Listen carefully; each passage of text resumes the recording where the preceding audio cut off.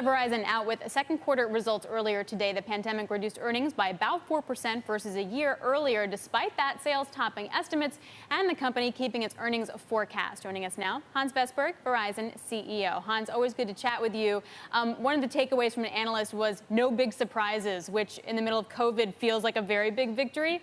So I wonder if you could give me some insight into your retail operations in states that are reclosing or having a surge in COVID outbreaks. How are you thinking about that for the back half of the year?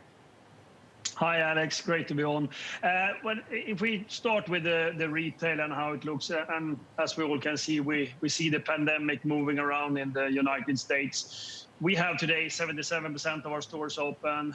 We are actually going to have 100% open by end of this month. But of course, with a totally different operation, the innovation in our retail stores has been great. I mean, we do curbside delivery, we do touchless delivery. We also have a requirement of mask of any customer coming in. We also, you need to book a time in many of the stores coming in. So of course, we have changed our model. But if you look in our numbers, especially at the end of the quarter, we are start generating a lot of new customers. And ultimately, we had 372,000 new net phone additions in the quarter.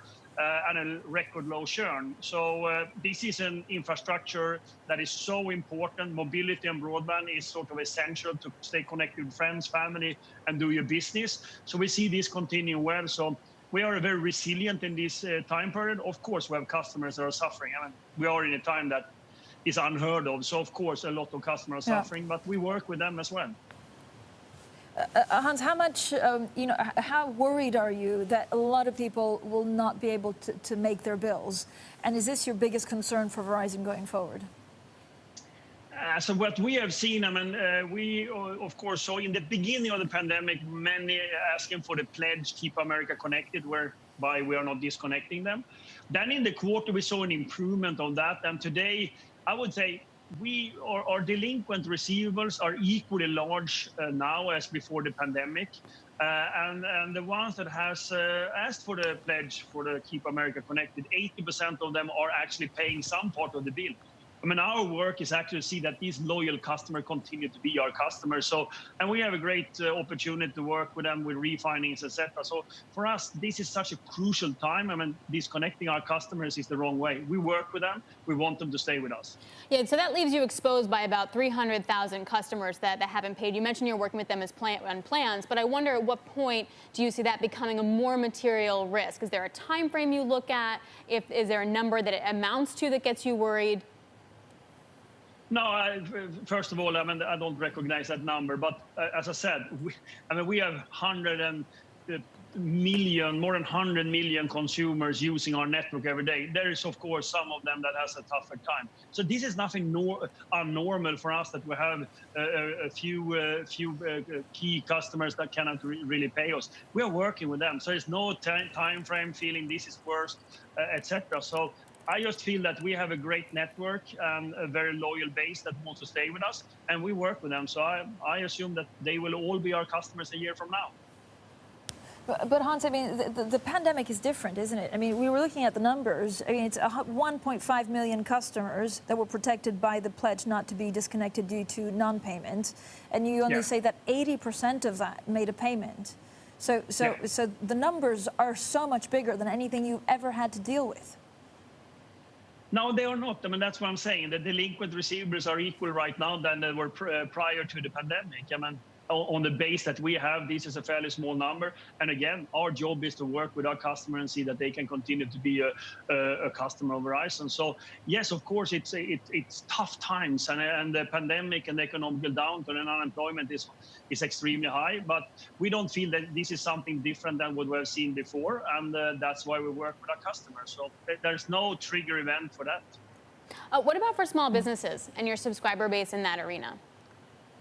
The small business is a little bit different. They will, of course, have a larger impact, and they are a little bit higher on the on Keep America Connected and asking for refinancing. And some of them are, of course, shutting down their businesses. So there we see a little bit more. But on the other hand, we see the large enterprises actually acquiring or buying more right now. We see our governmental business going much stronger. So it's a mix, and that's how the society is turning out in these times, unfortunately. How much pressure do you feel to cut prices, given that people are struggling with their bills in general? No, I think that we have a model where we have everything from prepaid all the way to unlimited premium. So we actually have a model where our customers can pick and choose. And what is unique about Verizon's proposition is that we have mix and match. So a family, you can have different plans in the family. That has turned out to be really well for us. And we wrote a lot of new business last year until the pandemic happened. And we're also writing now at the end of this quarter. So I think we have an offering that appeals to any of the customers depending on the financial situation they have. And that has been all the time our plan to see that we can address the full market and giving different opportunities. When do you feel the T-Mobile crunch, though? Because they added 3 times as many customers in the second quarter. Their plan that's sort of comparable to what you guys have is $100, yours is $140. I mean, at what point are you just going to have to bite the bullet? I'm not sure what you're meaning by that. I think we have been competing in this market for the last 20 years, and we will continue to do so. I think we have a great strategy. We have a great network, the best brand, and the distribution nobody else have. I mean, that's our work. We have exciting times ahead of us with a unique and transformative 5G that we are developing. As I said, we have our mix and match at the same time that is appealing to our customers. We are not afraid of competition. We have had it for all time. There's nothing new. We're just going to compete, and we are the leader. And of course, everyone to beat us. We're not going to let them beat us. Hans Vestberg, what would a Biden administration actually mean for both spectrum, but also rural broadband policy? And so what would that mean for Verizon?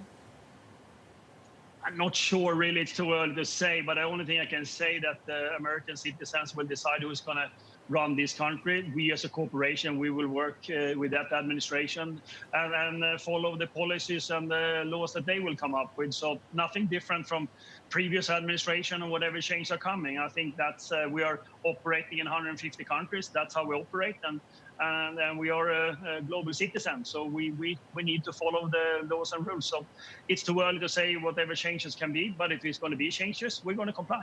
5G, when does it happen? It's already happened, as you know, but I guess you are asking a little bit more from the consumer point of view. I think we have a huge execution in the second half. We're going to have 60 cities with ultra-wideband, which is the fastest 5G network in the world. We're going to have 10 cities with 5G Home, which is another offering we have. And we're going to have nationwide 5G. So this second half is going to be very exciting. We have 20 devices on 5G already out in the market. So we are ready for anything that will come up. And I think that our customers are going to enjoy an enormously new way of using wireless technology. So, and I think that, as I said before, the Apple coming out with a 5G phone will be important. We don't know when and how, but as the iOS penetration in the US and as well on our consumer base that we have at Verizon, it's important because people are hardly moving between the 2 operating systems that you have in the mobile phone market at the moment. So that's why it's important with whenever Apple decides to come out with a 5G phone. Okay, so I'm totally clear, and it's totally selfish of me to be asking this. So if I upgrade my Apple phone in the third quarter, can I get it on Verizon on 5G? That you have to ask Apple. But from your perspective, you'd be able to deliver, or if I want to get a Google Pixel phone 5G? No, the network will handle both of them. But again, so far, Apple hasn't launched a 5G phone that is capable to handling the signals from the 5G network with, in our case, the 5G ultra-wideband. And as well the national coverage on the lower band. They haven't come out with that phone yet. So that we need to see when they're coming out. But we are excited. And I think that Apple is excited as well whenever they come out. Hans, you're quite optimistic about the future, and we're going through a pretty tough time economically for, frankly, everyone in the U.S. What do you worry about the most? Is it that the situation gets worse, or is it something that we can't quite perceive?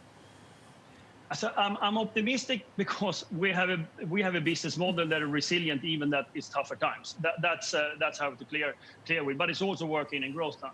What concerns me is, of course, that we're managing multiple crises here in the United States at the moment. I mean, of course, the pandemic is continuing to spread and impacting people brutally with fatality rates very high.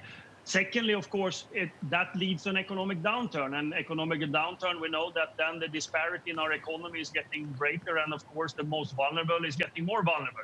That concerns me. And ultimately, we also have this racial injustice in the United States that has been panning out. All these three at the same time is unheard of. I've been a CEO for many, many years.